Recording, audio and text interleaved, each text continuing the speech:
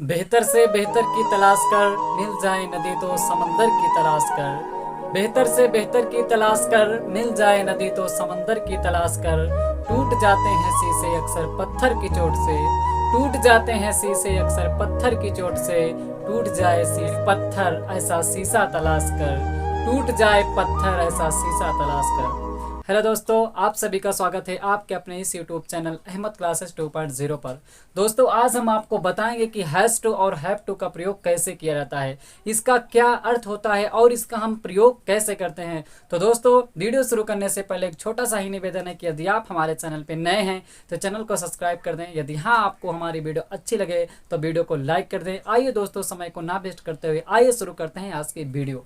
तो दोस्तों, हमने समय ज़्यादा ना लगे इसीलिए हमने इसको पहले से लिख लिया है कि इसकी पहचान क्या होती है और इसका मतलब पहचान क्या होती है और इसका रूल क्या होता है।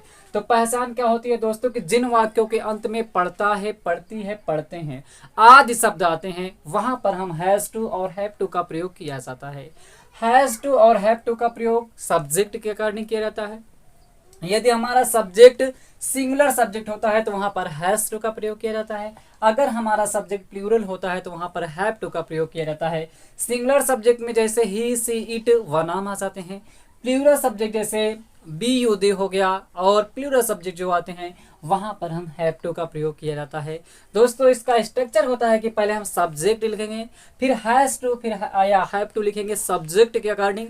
अगर हमारा सब्जेक्ट सिंगुलर होता है तो वहां पर हैज टू, अगर प्लूरल होगा तो वहां पर हैव टू लिखेंगे, फिर वहां पर हम ऑब्जेक्ट का प्रयोग करेंगे। आइए दोस्तों, इसको हम एग्जाम्पल की तरह से इसको समझते हैं। जैसे कह दिया जाए, राम को स्कूल जाना पड़ता है।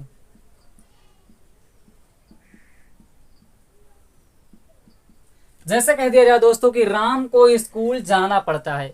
देखो दोस्तों, वाक्य के अंत में क्या आया है? पढ़ता है, पढ़ती है, पढ़ते हैं, इसमें आना चाहिए। तो वाक्य के अंत में क्या है? पढ़ता है। तो जिन वाक्यों के अंत में पढ़ता है आएगा वहां पर हम किसका प्रयोग करेंगे? हैज टू या हैव टू का प्रयोग सब्जेक्ट के अकॉर्डिंग। तो इसमें सब्जेक्ट क्या है? तो दोस्तों, वो सब्जेक्ट क्या चीज होता है कि वाक्य में हम जिसके बारे में बात करते हैं, वाक्य में जिसके बारे में बताते हैं वो क्या होता है? हमारा सब्जेक्ट होता है। तो वाक्य में हम किसके बारे में बात कर रहे हैं कि किसको स्कूल जाना पड़ता है? राम को जाना पड़ता है। तो जिसके बारे में हम बात करते हैं वो क्या होता है? सब्जेक्ट होता है। तो सब्जेक्ट क्या है इसमें? राम। तो हम क्या लिखेंगे? राम। राम लिखे। अब दोस्तों, सब्जेक्ट के अकॉर्डिंग हम क्या लगेंगे? हैज टू या हैव टू। अब राम क्या है? सिंगुलर सब्जेक्ट, क्योंकि नाम है तो इसके साथ क्या लगेंगे? Has to. तो Ram has to. Ram has to, Ram को पढ़ता है। अब क्या पढ़ता है? स्कूल जाना पड़ता है। तो Ram has to go to school. Ram has to go to school. अब ये क्या होगा दोस्तों? राम को स्कूल जाना पड़ता है। राम को स्कूल जाना पड़ता है। पहले हम सब्जेक्ट लिखेंगे, फिर हैज या हैव टू लिखेंगे, फिर उसके बाद ऑब्जेक्ट लिख लेंगे। आइए दोस्तों, दूसरा एक उदाहरण देखते हैं। सीता को प्रतिदिन खाना पकाना पड़ता है।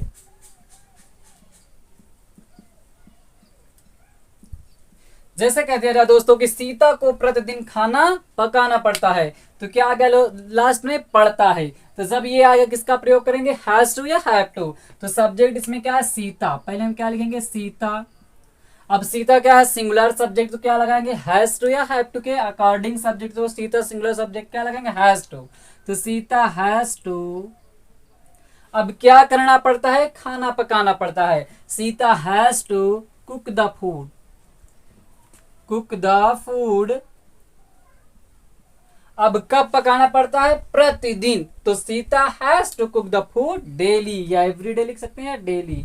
Sita has to cook the food daily. Sita को प्रतिदिन खाना पकाना पड़ता है। अगर दोस्तों इसका निगेटिव सेंटेंस आ जाता है तब हम क्या करेंगे? अगर निगेटिव सेंटेंस आता है तो यहां पर हैज अब के बाद नॉट लगाते हैं, फिर टू लिख देते हैं, फिर ऑब्जेक्ट लिख देते हैं। जैसे रोहित को प्रतिदिन बाजार नहीं जाना पड़ता है।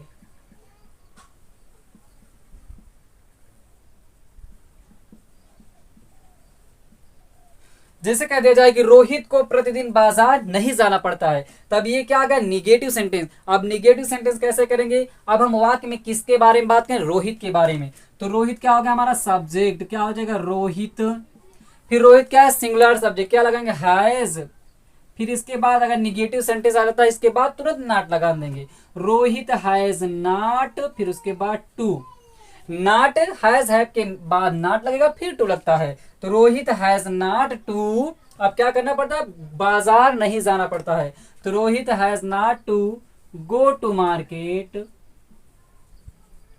गो टू मार्केट। अब कब नहीं जाना पड़ता, प्रतिदिन, तो क्या कर देंगे डेली, तो Rohit has not to go to market daily, Rohit को प्रतिदिन बाजार नहीं जाना पड़ता है। अगर दोस्तों इसका इंट्रोगेटिव सेंटेंस आता है तब उसको हम कैसे करेंगे, आइए हम आपको बताते हैं।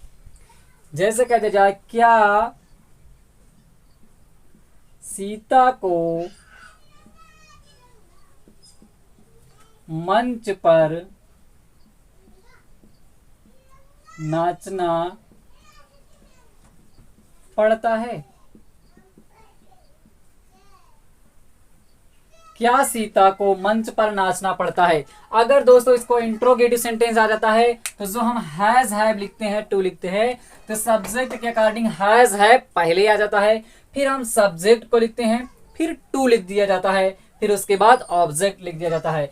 तो सीता क्या है सिंगुलर सब्जेक्ट, सिंगुलर सब्जेक्ट के साथ क्या लगेगा हैज टू, लेकिन हम क्या लगाएंगे हैज पहले लाएंगे, तो सीता के अकॉर्डिंग क्या लगाएंगे, पहले हैज हैव लिखेंगे, फिर उसके बाद हम सब्जेक्ट लिखेंगे, तो सब्जेक्ट क्या है सीता, तो क्या हो जाएगा हैज सीता, फिर इसके बाद हम क्या लगाएंगे टू लगाएंगे, तो हमारा हैज टू था तो हैज, फिर सब्जेक्ट, फिर टू लगाएंगे, हैज सीता टू। अब क्या करना पड़ता है, मंच पर नाचना पड़ता है, हैज सीता टू डांस, क्या सीता को नाचना पड़ता है, कहाँ नाचना पड़ता है, मंच पर, has Sita to dance on the stage, on the stage. क्या हो जाएगा कि क्या सीता को मंच पर नाचना पड़ता है। अगर दोस्तों ये हमारा वाक्य प्रश्नवाचक वाक्य आरंभ में था, या इसको हम लास्ट में भी लगा सकते हैं, सीता को मंच पर नाचना पड़ता है क्या, तब भी हम इसके वाक्य में कोई भी परिवर्तन नहीं होगा, हम इसी तरीके से बनाएंगे। याद रखो दोस्तों, अगर वाक्य प्रश्नवाचक वाक्य के बीच में होता तब कैसे किया जाता है, जैसे कह दिया जाए मोहित को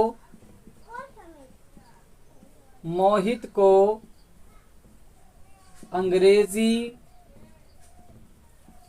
क्यों पढ़ाना पड़ता है, मोहित को अंग्रेजी क्यों पढ़ाना पड़ता है। तो दोस्तों इसमें क्वेश्चन वर्ड कहाँ आया है, वाक्य के बीच में।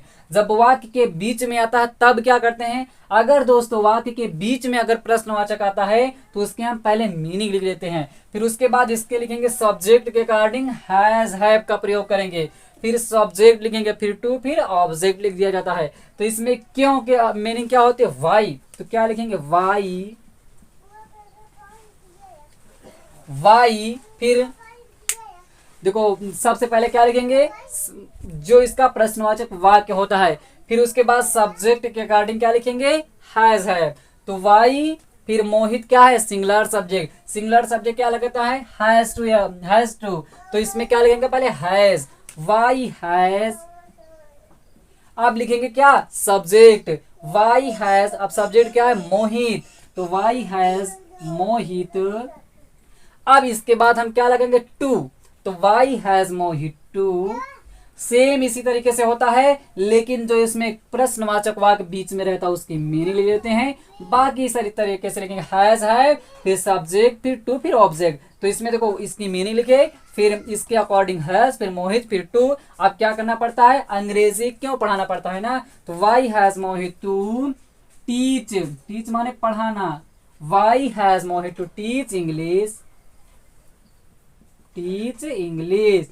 क्या हो जाएगा, मोहित को अंग्रेजी क्यों पढ़ाना पड़ता है। तो दोस्तों इस प्रकार जो होता है हम अफर्मेटिव, निगेटिव इंट्रोगेटिव इस तरह का, और इंट्रोगेटिव अगर बीच में रहता है इस तरह का वाक्य, हम बड़े आसानी से कर सकते हैं। तो दोस्तों हम आशा करते हैं आपको वीडियो अच्छे से समझ में आया होगा। यदि आपको कहीं भी इसका डाउट हो तो आप हमें कमेंट में कमेंट जरूर कीजिए। हाँ, यदि आपको हमारी वीडियो अच्छी लगे तो वीडियो को लाइक कर दें, और यदि आप हमारे चैनल पर नए हैं तो चैनल को सब्सक्राइब कर दें। और हाँ, आपको लगे कि इसकी ज़रूरत हमारे दोस्तों तक है तो अपने दोस्तों तक शेयर करना ना भूलें। फिर मिलते हैं अगली वीडियो के साथ।